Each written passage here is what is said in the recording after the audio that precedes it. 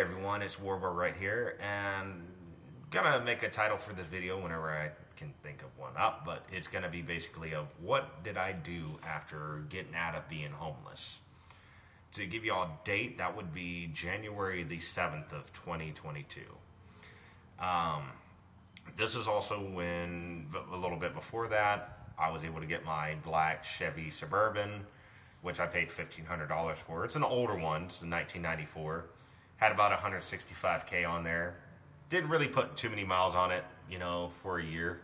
So I'd say right now she's right around 170, maybe 171K, which ain't really bad as old as she is. She's almost as old as I am. But furthermore, the first thing I did when I got out of being homeless was when I moved in, all I had was my sleeping bag, a little coffee table that I would put next to it, which I would have my laptop, my incense burners, and then I would put like my other stuff like my flashlight, my revolver, and which was a 22 Wrangler. And I would also have my, of course, as you know, my cup of coffee, because I am a big coffee drinker. Especially during the wintertime, coffee to me is a lot more soothing. It tastes a lot better when it's cold outside, or if it's like early morning. But during the summertime, I don't really drink as much coffee because it's more irritating to drink something hot when it's already hot and humid outside. Because down here in San Antonio, it's usually about a 75 to 80% humidity, so it's not really as enjoyable. But anyway, I got my little thing set up where I had my sleeping bag on the floor. I put a pillow on there and maybe a quilt, and I would drink my coffee before I'd go to bed, wake up, go to the pest control job the next day. I would work maybe 4 days a week, and I was doing that while I was going to school. The first thing that I ate over there, which is something I was craving while I was on the street, but it was just didn't really want to risk spending too much money. So since I was in a position where I could afford it without it, putting me in the hole, was a Hawaiian pizza from Domino's on thin crust, to be more specific. So that's what I ordered. I did get a couple, things that I needed for my bathroom. I got like a cheap, $5 shower curtain from Walmart, and of course I ended up getting a pot and a pan. Well, not a pan, but like a little griddle sandwich maker, so I can make bologna and cheese sandwiches and toast them right then and there. And it was really small. Actually, it was even smaller than the bread itself, but it would still heat it up or still toast it or whatever. As far as making coffee, of course, I would always use like Folgers instant coffee. I would boil the water in the pan, and then I would, pour that in a cup, mix in the instant coffee with it, maybe put a little bit of sugar or, some almond milk in there. And that's just pretty much how I was programming myself. I did end up getting a Planet Fitness membership, so when I was not at work or not going to school, I would go down there and I would, go work out, try to get, most of my muscle back, which I did, ever since I've been homeless, because I was maybe 79, 180 pounds. After I got Big Sister to, pick me up, and she let me stay in her garage for like a few weeks before I got my apartment. But I was basically really skinny, and I'm about 6'2", so that's really a low weight for me. Right now I'm weigh about 213. But some of the things I was doing besides going to the gym and all that was on my laptop. The one thing that I was craving to do was play some old computer games. I started playing Fallout 2, the old Fallout 2, where it's top down. There's a lot more strategy involved into it. If I wasn't playing that, I was also playing this game that came out a couple years ago, which was like a mixture of Castlevania and Metroid, Blasphemous. So that was one of the things that was kind of helping me pass the time during the winter last year. I know initially I made my first few videos were mostly stealth videos, you know, me going into abandoned buildings and things of that nature. But then I kind of transferred over to, you know, seeing what the talk of the town was, you know, on YouTube land, you know, and that's kind of how I got involved with the whole Shanny and Rev thing.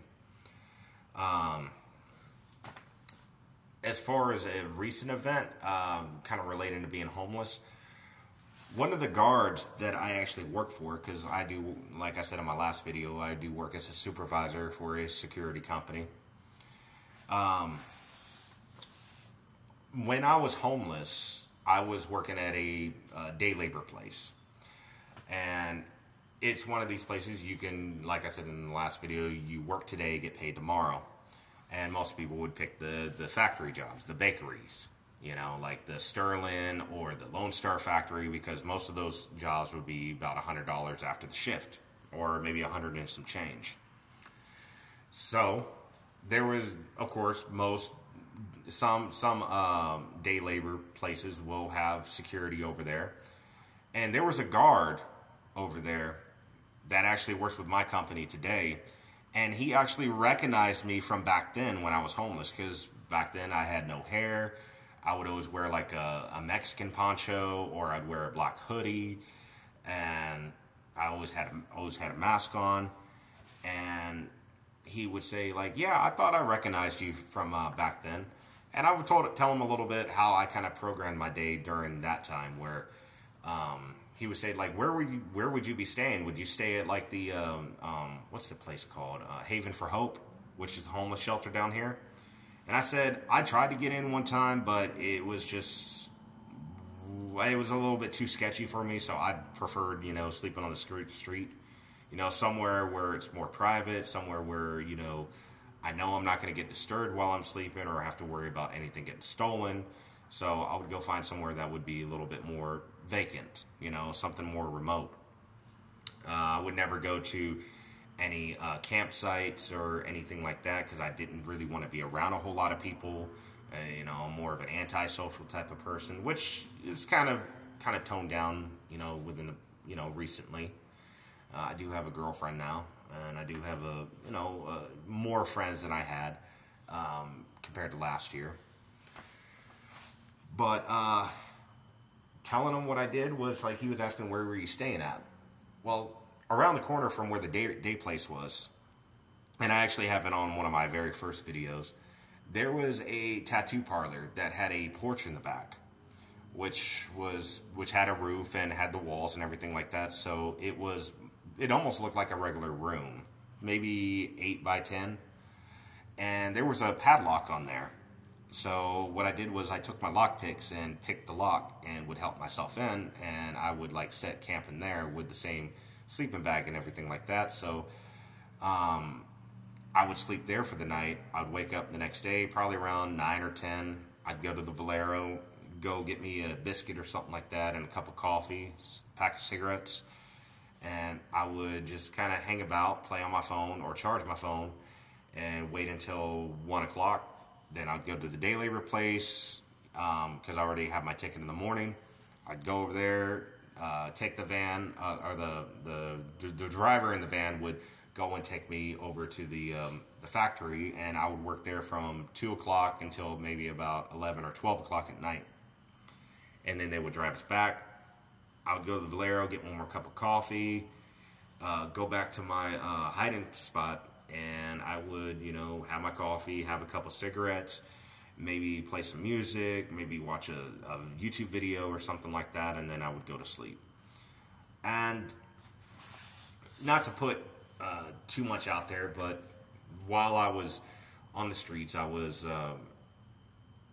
not going to name it, but I was addicted to something, and I got myself clean while I was out there. So I didn't go to rehab or anything like that. Just quit cold turkey, because, you know, that stuff is just, you know, it's not even worth even doing it, in my opinion. You know, it's just like when you're on it and you're living that lifestyle, it's just a revolving door. It's just a revolving circle. You really have nothing to look forward to except the worst outcome, which could either be death, like you overdosing, or, you know, going to jail, or getting into it with the wrong person, you know, who's crazy or whatever. So, I mean, there was just a lot more cons to it that, you know, was enough for me to not want to do it anymore. And I wasn't even really big, you know, on like, you know, substances or alcohol or anything like that, to be honest. I mean, you know, personally, I'd rather just be sober and, you know, clear headed. It's just, it makes me feel safer that way when I know what I'm doing and I'm more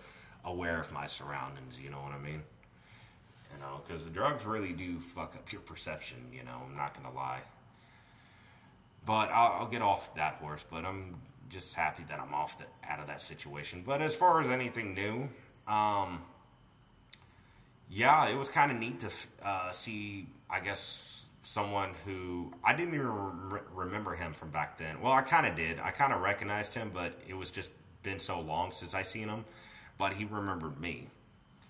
But as of right now, as far as anything new, I did get a new 2004 Jeep Liberty, which has about 150,000 miles on it. But I do have to take it to the shop because something's wrong with my headlight.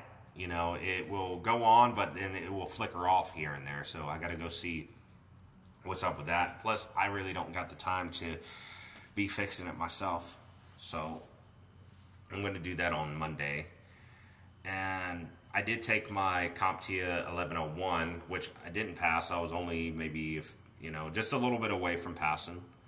So the one thing I do have to study for that test is just more about the printers and network troubleshooting. So that's the two major things I need to like build up on. And I think if I do that, I should be able to pass that test.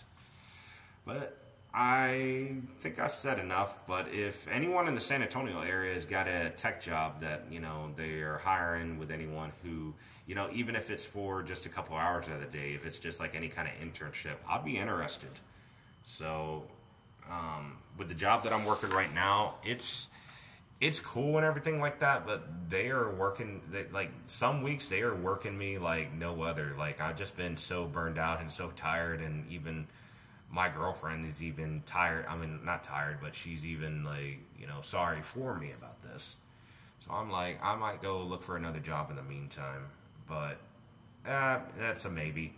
But I did put in a couple applications for, say, a armored truck guard, or, you know, or a couple other things. So maybe something will pan out. But if it's not paying me more than what I'm getting paid right now, I'm not going to consider it. So I rambled on long enough. So I hope the rest of y'all have a good night or a good day wherever you are in the world, and I will see you later. Bye bye.